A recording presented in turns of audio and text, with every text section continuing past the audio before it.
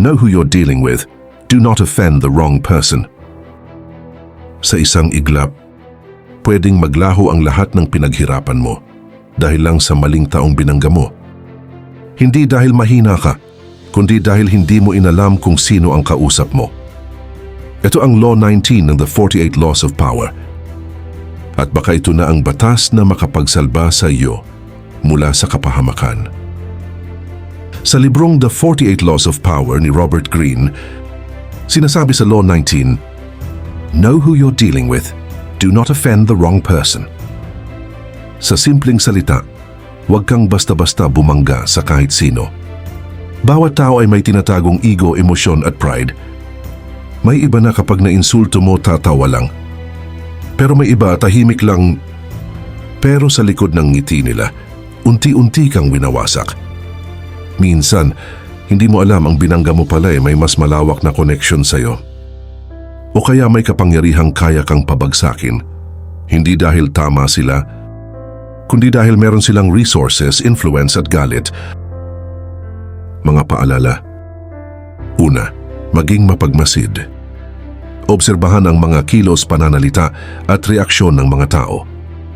Minsan mas mahalaga ang basahin sila kaysa pakinggan sila.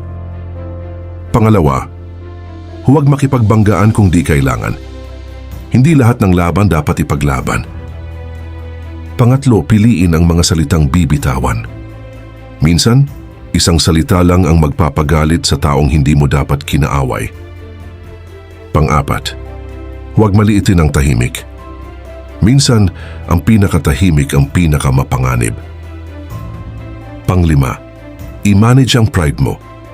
Hindi lahat ng pagpapakumbaba ay kahinaan. Kadalasan, ito ang paraan para mabuhay ng mas matagal sa larong to. Personal experience. Si Ray, isang sales manager sa isang kumpanya. Magaling, matalino at mataas ang benta. Pero may isa siyang ugali, prangka. Sa isang meeting, napahiya niya ang isang matandang empleyado na tahimik lang. Pinagtawanan niya ang ideya nito. Sinabing laos na ang style mo. Hindi niya alam, yung tinawanan niyang tao malapit pala sa owner ng kumpanya. Pagkalipas ng isang buwan, may restructuring na nangyari. Si Ray tinanggal sa pwesto. Walang dahilan. Walang paliwanag. Basta na lang nawala. Ang hindi niya alam, napuno na pala yung taong minsan niyang minaliit. Hindi siya sinigawan. Hindi siya sinaktan. Pero nawala lahat dahil lang sa hindi niya inalam kung sino ang kausap niya. At ang masakit, hindi niya man lang nakitang darating yung ganti. Kung gusto mong mabuhay sa laro ng kapangyarihan, hindi lang talino ang puhunan, kundi diskarte. At ang unang diskarte, kilalanin mo muna kung sino ang kaharap mo. Bago ka bumira, magmasid ka muna.